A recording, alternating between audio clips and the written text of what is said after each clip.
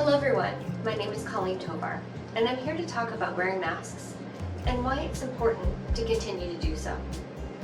It's safe to say the world we knew before coronavirus feels very different from what we're experiencing now. When everything feels so strange and different, it can be comforting to know we have amazing resources here with Peninsula Community Health Services. The purpose of wearing a mask is to do our part in protecting yourself, our patients, and the community. COVID-19 can be transmitted by respiratory droplets when an infected person can cough, sneeze, and even when talking to another person.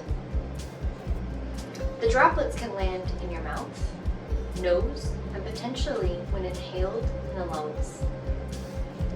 One thing is for sure, there is a vast amount of information out there with regards to COVID-19.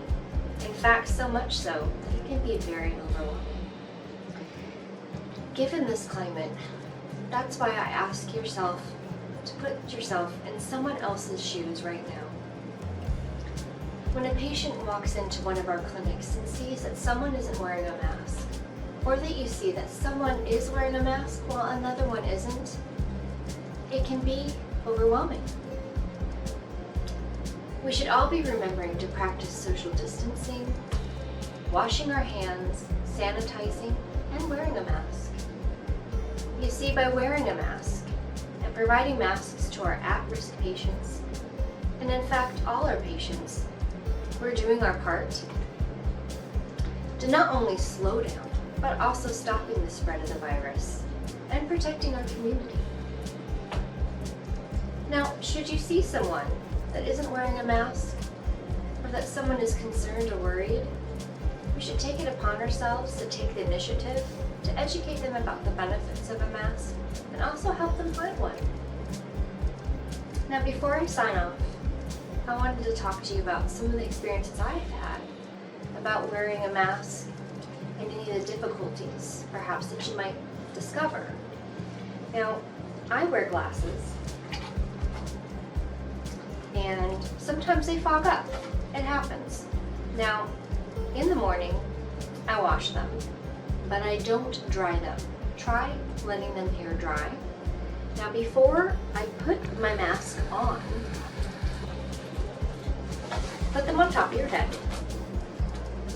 Now, I know how to place the mask on, but be sure to put the bendy part on top of your nose, and put down the mask over your chin, and make sure that you don't allow any air through. Tighten it. And that might be one of the reasons that it's foggy. And if it's still fogging up, there is an anti-fog spray or a wipe, then that might also help.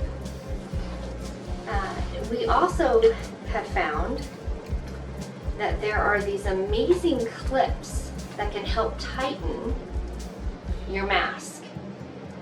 I would not recommend paper clips because that can pull your hair. And so, however you want to pull your hair back and then pull the strings, and this will help not only tighten the mask, but lengthen the duration of the time of the mask, because as we all know, personal protective equipment can be short in supply. And for men with facial hair, depending on how long it is, there are these wonderful no-pull hair ties that you can do a little mini ponytail and then tuck in your beard. The point is to be safe and keep our community safe. And if we all pull together, we'll get through this together. Thank you so much for your time.